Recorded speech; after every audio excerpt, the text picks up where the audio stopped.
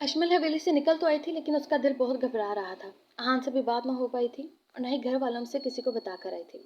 गाड़ी भी हॉस्पिटल से कुछ फासले पर थी। जब अशमल को हॉस्पिटल के दूसरे रुख पर कुछ गाड़ियां खड़ी नजर आई थी। ड्राइवर, 1 मिनट गाड़ी यहीं पर रोक दो। अशमल की बात सुनकर ड्राइवर ने फौरन गाड़ी रोकी थी। उनमें से एक गाड़ी पर नजर पड़ते अशमल को कुछ याद आया था। उस दिन मलिक हसीब जब हॉस्पिटल में उससे मिलने आया था तो यही गाड़ी थी उसके पास।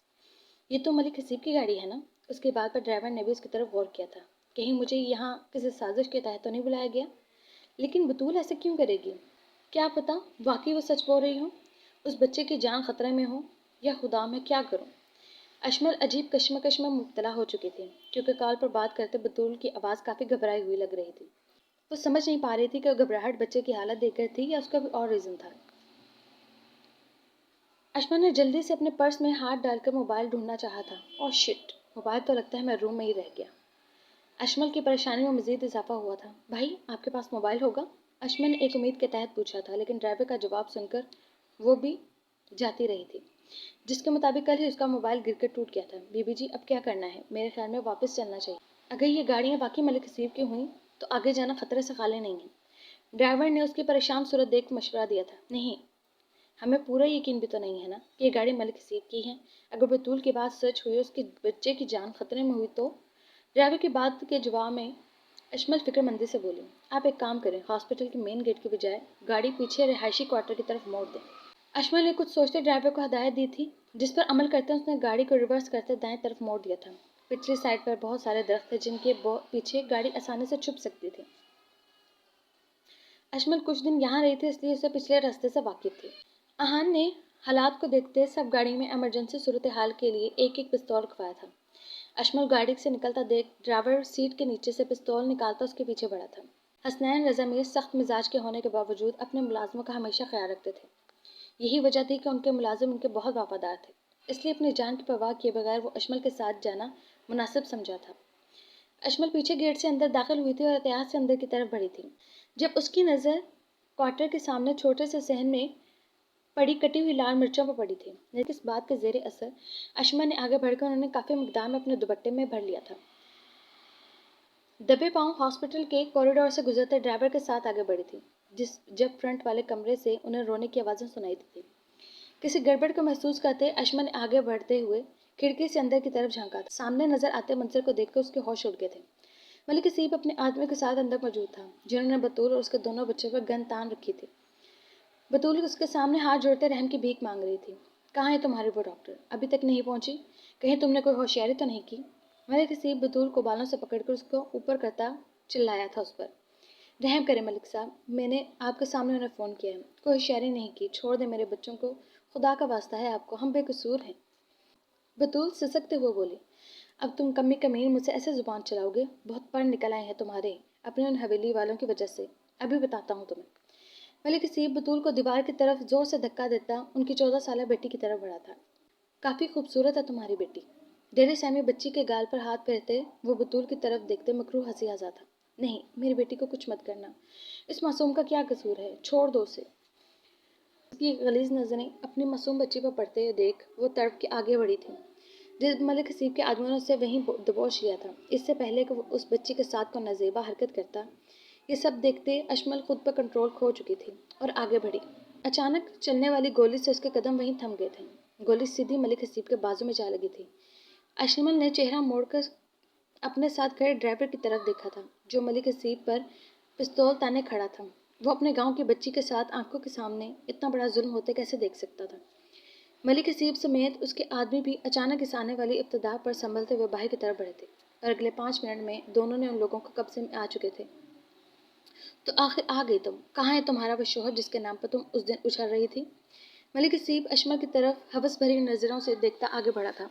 उससे पहले अहान उसके आदमी यहाँ पहुँचते मलिक हसीब का इरादा वहाँ से निकलने का था।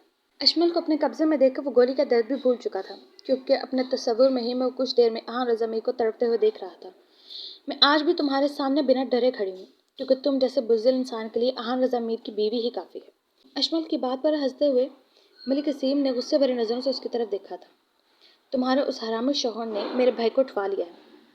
अब मैं तुम्हारा वो हशर करूँगा, तुम्हारी शक्ल भी नहीं पहचानेगा था। मलिक हसीब اس کو پکڑنے کی خاطر اس کی طرف بڑھا ہی تھا جب اشمل نے دوپٹے میں لپٹی سرخ مرچوں کو مٹھی میں بھر کر ملک حسیب کے منہ پر اچھال دی تھی۔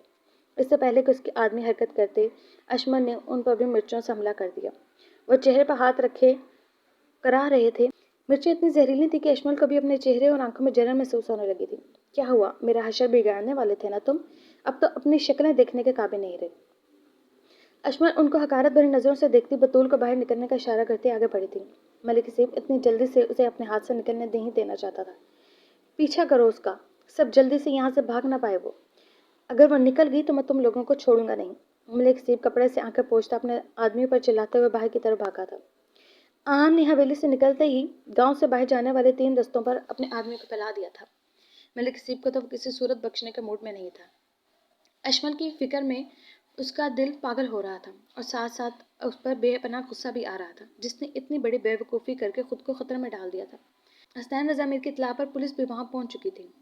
آہان جلد از جلد وہاں پہنچنا چاہتا تھا کیونکہ ابھی بھی اسے اپنے ایک آدمی سے ہاسپٹل میں گولی چلنے کی خبر ملی تھی جس بات نے اسے بے چینی میں مزید اضافہ کر دیا تھا۔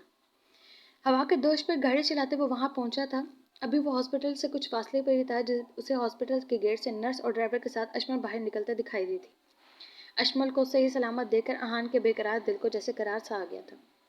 آہان فوراً گاڑی سے باہر نکلا تھا لیکن تب ہی اس کی نظر گیٹ کے پاس کھڑے ملک حسیب پر پڑی تھی جس نے ایک ہاتھ آنکھوں پر رکھے دوسرے ہاتھ سے لٹکاتے انداز میں اشمل پر پستول تھانا تھا۔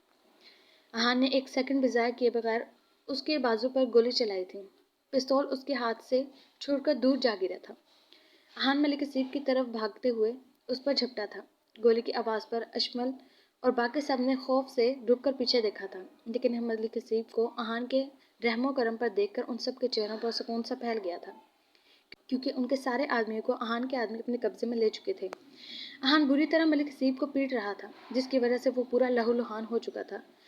اس بار اشمل بھی آہان کو روکنے آگے نہیں بڑھی تھی بلکہ ملک حسیب کو ایسے درگت ہوتے دیکھ اطمینان سے اپنی جگہ کھڑی تھی اور نہ ہی باقی کسی نے ایسا کچھ کرنا چاہا تھا۔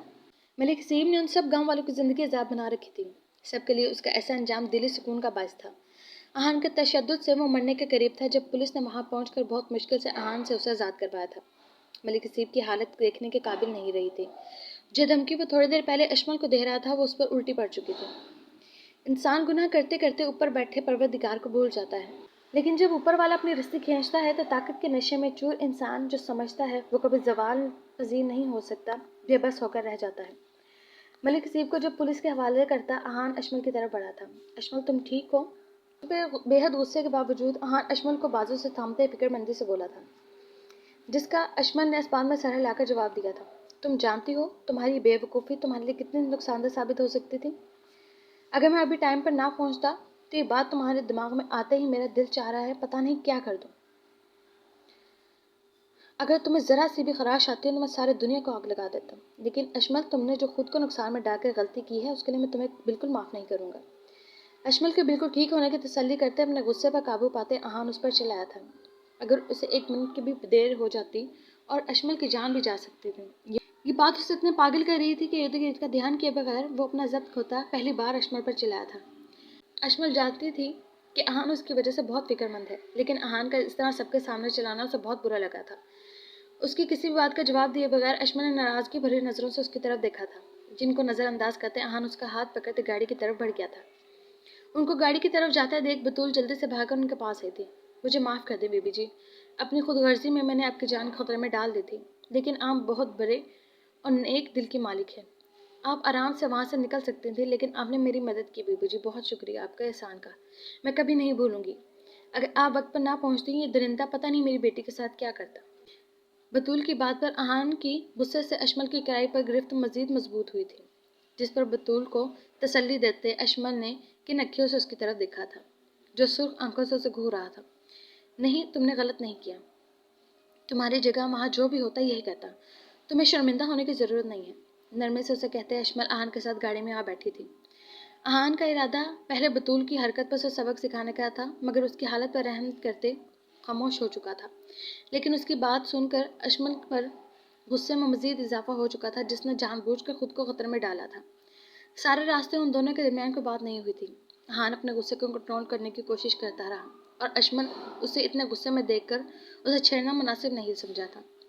غصہ تو اسے بھی تھا احان پر، جس نے اتنی کالز کے جواب میں اسے ایک بار بھی جواب دینا ضروری نہیں سمجھا تھا۔ وہ بھی تو ایسے ہی فکر مند تھی نا اس کے لیے، لیکن یہ بھی مانتے تھے کہ اس کی غلطی احان کی غلطی سے کئی بڑی تھی۔ احان اشمل کو حویلی میں چھوڑ کر باہر چلا گیا تھا۔ گھر میں سب ان دونوں کو خیر خیریت واپس آ جانے پر بہت خوش تھے۔ حسنین رضا میر نے اتنی بڑی مصیبت ٹل جانے کی وجہ سے سب کا صدقہ خیرات کیا تھا۔ بہت سارے بکرے ذبح کر کے غریبوں میں تقسیم کیے گئے تھے۔